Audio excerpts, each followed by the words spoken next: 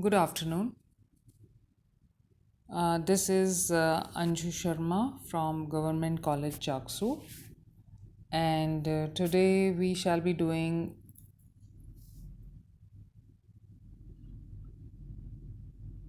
our one of the younger generation poets, romantic poets, that is Percy by Shelley.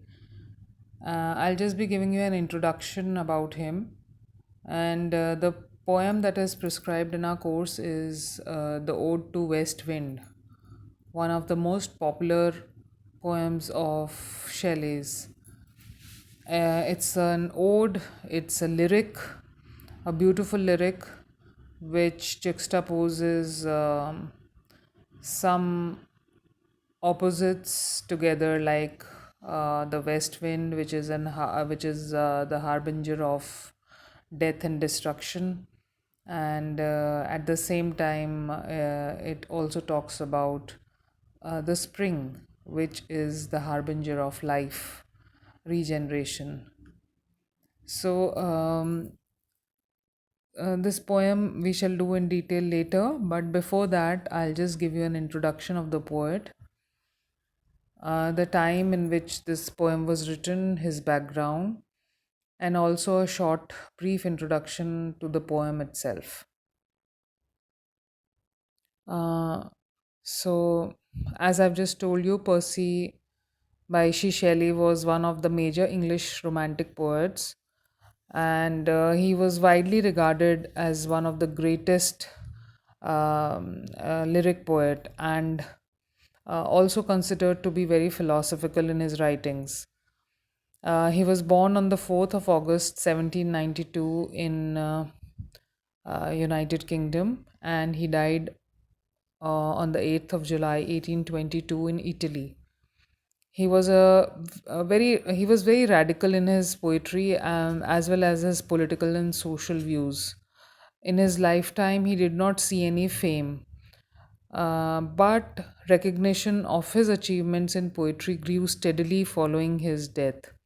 He became a key member of the close circle of visionary poets and writers that included Lord Byron, John Keats. We've done a couple of poems by John Keats earlier, so no need to talk about that. But this is the kind of circle that he had. Lord Byron, John Keats, and Shelley. They form the younger romantic poets. Along with them, Leigh Hunt, Thomas Love Peacock, and his own second wife, Mary Shelley. Mary Shelley is the one who wrote Frankenstein.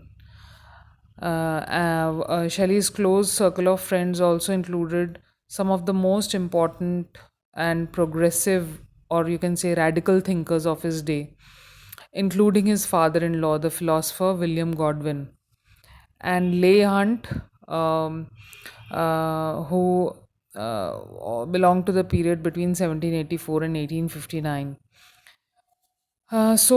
Shelley was quite a prolific writer, yet most of the publishers and journals declined to publish his work for fear of being arrested for either blasphemy or sedition. As I've just mentioned, that he was a radical thinker, and the same was reflected in his works. And as it usually happens, that the publishers, are not very willing to publish uh, this kind of work. So his poetry sometimes had only an underground readership during his time, during his day, but his poetic achievements have become widely recognized today. And his theories of economics and morality, for example, had a very profound influence on the famous thinker Karl Marx. And his early, perhaps first writings on non-violent resistance influenced Leo Tolstoy, another major writer, whose writings on the subject in turn influenced Mahatma Gandhi, and through him also Martin Luther King Jr. and other people practicing non-violence during the American civil rights movement. So you can see that Shelley's thought process, Shelley's way of thinking influenced quite a few of the major political figures of our times. Shelley's influence was apparent in the subsequent three, or you can say four, generation of poets, including important Victorian and pre-Raphaelite poets such as Robert Browning and Dante Gabriel Rossetti. Admirers have also included Oscar Wilde, Thomas Hardy, George Bernard Shaw, Leo Tolstoy, Bertrand Russell, W.B. Yeats, to name just a few. Then Civil Disobedience, which was written in 1849 by Henry David Thoreau, perhaps apparently shows the influence of Shelley's writings and theories on nonviolence in protest and also political action. Shelley's popularity and influence has continued to grow in contemporary poetry circles. I mean, till date, his influence is undeniable. It was in the year 1818 that Shelley left for Italy, and that movement, that transition was kind of permanent. He did not return to England after that, and he died very young. He died just at the age of 30 in a drowning incident. When he went to Italy, he visited Byron at Venice, and in the same year, he wrote the stanzas written in Dejection, another very famous poem of his. In 1819, he published Peter Bell the Third, which was a satire on Wordsworth. And at the end of 1819, Shelley moved to Pisa, and it was now that he wrote some of his best known lyrics, two of which include the Ode to the West Wind, which is prescribed in your course, and the other very major, very beautiful poem is To a Skylark. Shelley was no doubt a revolutionary, and he did not believe in the customs and conventions of the world. He always had his eyes fixed on the future because he wished to renovate the world and bring about a golden age, kind of in a utopian world, utopian utopian world where it's something which is far beyond something which is kind of something perfect, something which is in the distant future. ठीक है. So this is what his aim was. It was a utopian world that he dreamt of, and the most glowing picture of such a society is presented in his Prometheus Unbound. Prometheus Unbound is one of his major works, and you can say that if Wordsworth is the poet of wisdom, then Shelley remains the great poet of hope. There's this critic Swinburne who has written prolifically on Shelley. And in his essay, Notes on the Text of Shelley, which was published in 1869, he said these very famous words for Shelley. He said, I'll quote, Shelley outsang all poets on record, but some two or three throughout all time. His depths and heights of inner and outer music are as divine as nature's, and not sooner exhaustible. He was alone the perfect singing God. His thoughts, words, deeds all sang together. Unquote. So you can see what glowing terms Swinburne uses for Shelley's poetry. And for a vast majority of his readers, I can safely bet that Shelley is and will remain a lyrical poet par excellence. You can say that in him we have all the requirement, or you can say all the requisites, all the prerequisites of a supreme lyrical genius as far as his works, his poems were concerned. It is not debatable. It's a given that he was one of the best lyrical poets of his times, and he has influenced almost 3 to 4 generations. And the fact that we are reading him today in 2020 also goes to show that his popularity and his demand has not dimmed in any way whatsoever. So, this was just a very short background on Shelley, his writings. And now I'll just move on to giving you a very brief description, a very brief background to the Ode to West Wind. This was written, interestingly, in a single sitting. It is said, if in Shelley's own words, that he wrote it in a single sitting, and it was on October the 25th in 1819 when he wrote this poem, though it was published a year later in 1820. This poem is considered to be a prime example of the poet's passionate language and symbolic imagery, so to say, and the ode invokes the spirit of the west wind. The two words which have been used in the very first paragraph, destroyer and preserver. Now, these are again opposing words, Destroyer, something that destroys, something that finishes, something that brings certain things to an end.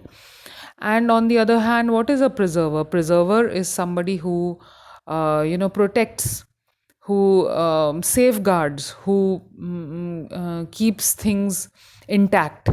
So these two words are very much opposite to one another, and yet both have been used for the west wind. So he calls the west wind the destroyer and the preserver, the spark of the creative vitality which Shelley has.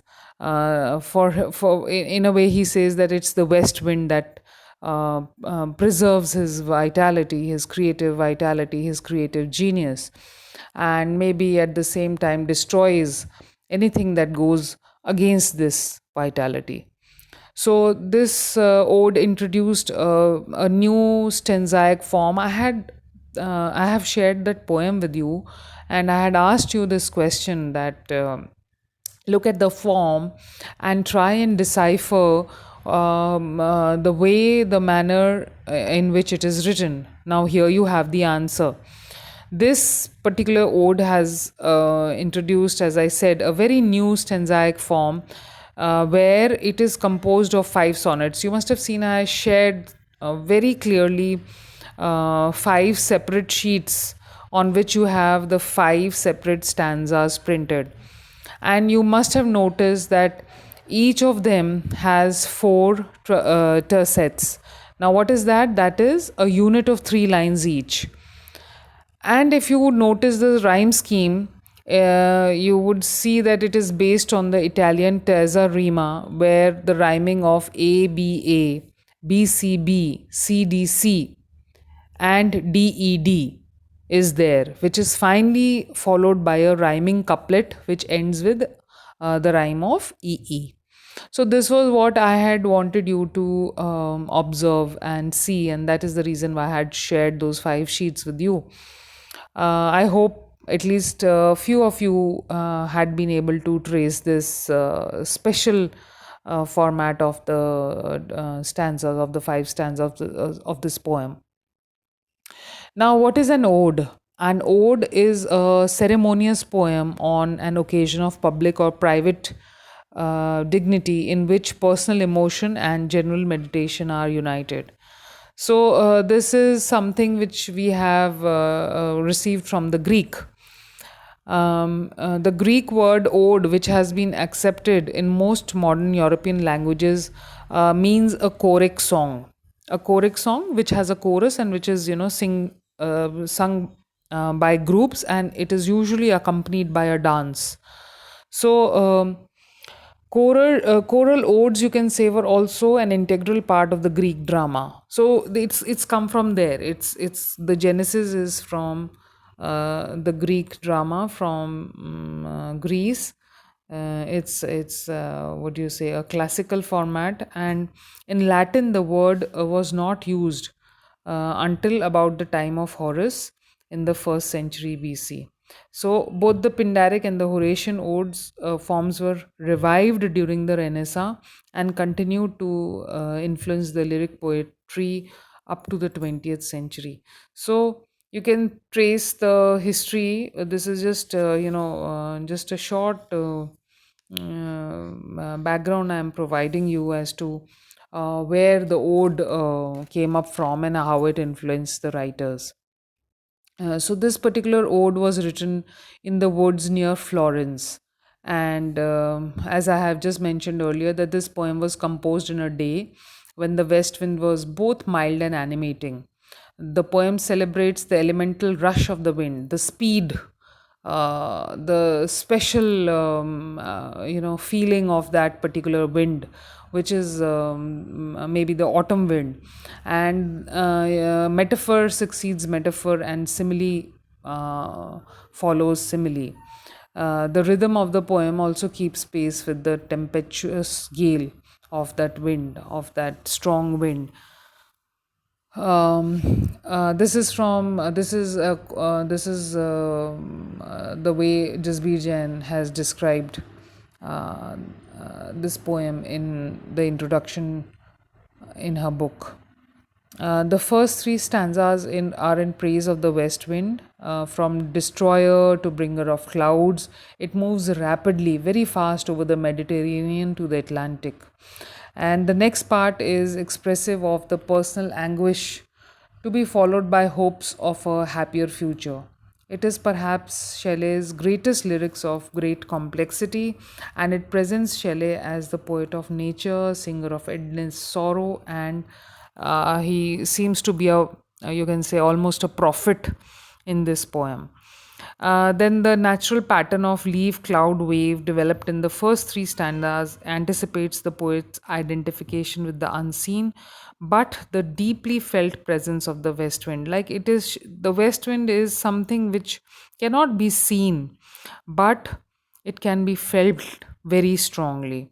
And it is this experience that the poet has described in the poem.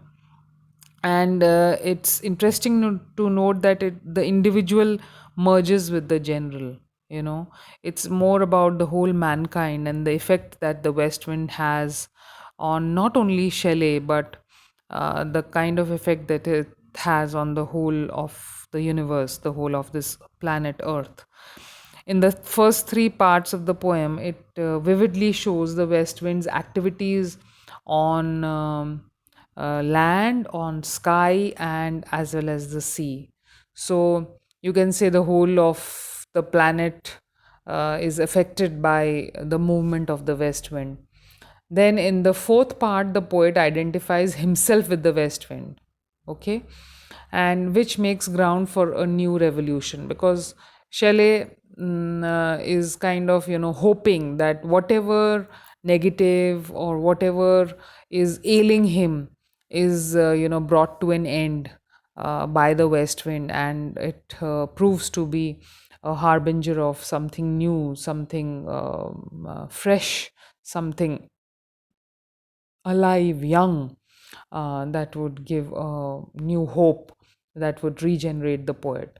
So he hopes Shelley, because as I have told you in the introduction, that he was a radical thinker and he was kind of a revolutionary. He looked forward to a utopian world, and he hopes to bring about a new social order with the help of the west wind's regenerative power.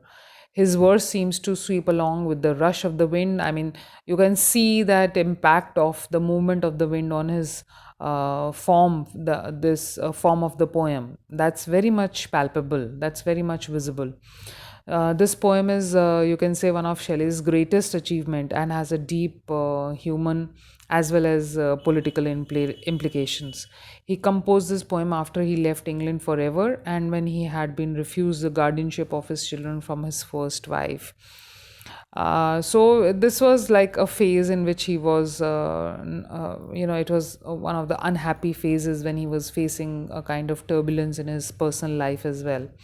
Then, as far as the political ambitions were concerned, to regenerate the society, to bring about a revolution, for a social change, for a complete makeover of the society, that too was unfulfilled at that time, and it kind of affected his psyche. And the same mood is reflected in the poem as well. So, as a result of all these things in his personal life, he was in a grip of depression, and peace of mind kind of evaded him. His heart was not at rest, his mind was not at rest. And this particular poem embodies his revolutionary and his reformist zeal, his lofty idealism, and his undying hope, despite the crushing circumstances of his personal life, of his own life. So, we can say that it is undoubtedly one of the greatest odes of English language. And the west wind stands as a symbol of force as well as power. And this poem embraces the vastness of the land, the sea, the sky, one can say the whole universe, and it goes beyond the poet's own personality to reach out to the whole mankind.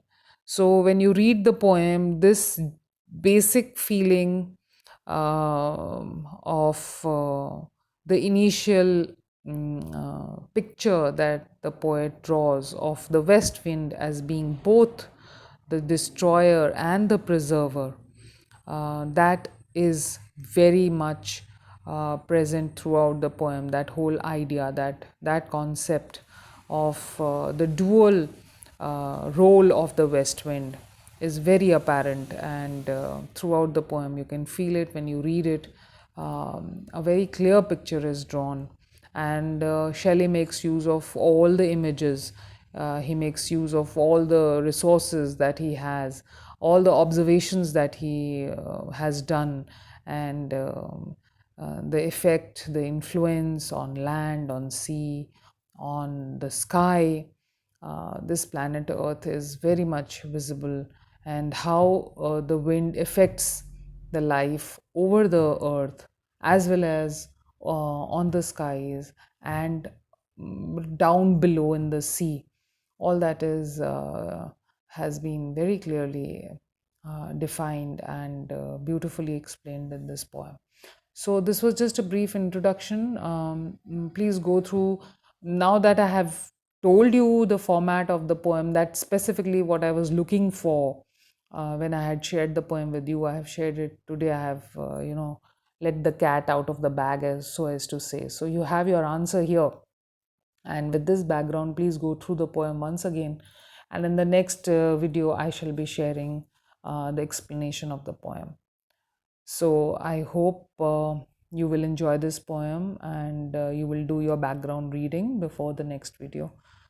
Once again, thank you very much for your patient listening. Good day.